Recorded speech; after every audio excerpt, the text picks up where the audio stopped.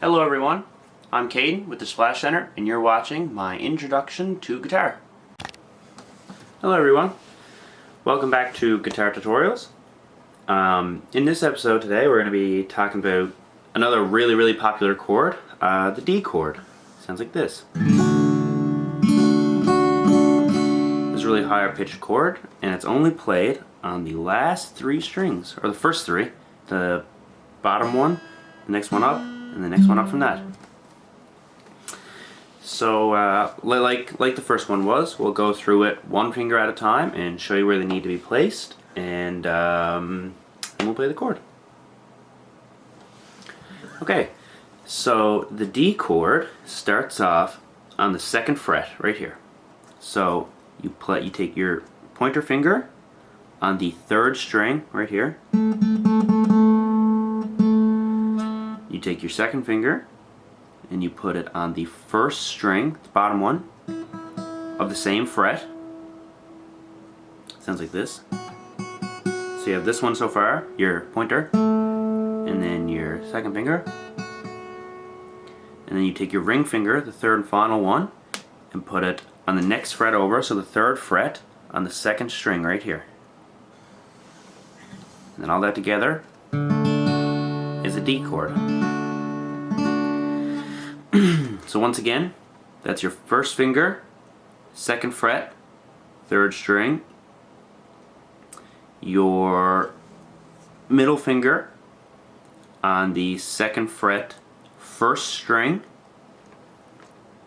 and your ring finger on the third fret of the second string.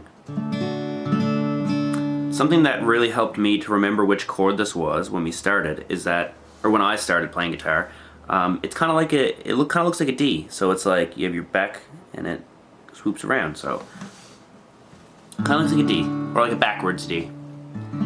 And yeah, same thing goes with this one. You want to make sure that when you're playing the chords, or when you're playing the strings, that you have your fingers right in the middle on the spaces, so you don't get any of this like kind of off-tune stuff. You want to make sure it's right in the center.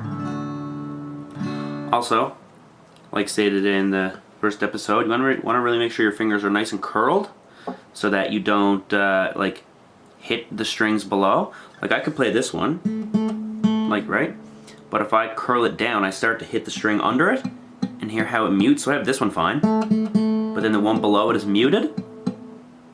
So you really want to make sure when you press on the strings, you're only pressing like that string.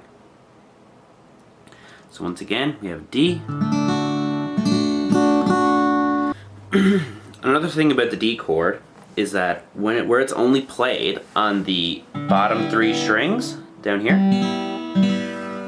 most times when you strum this one, you only strum the bottom half of the strings. You can strum them all,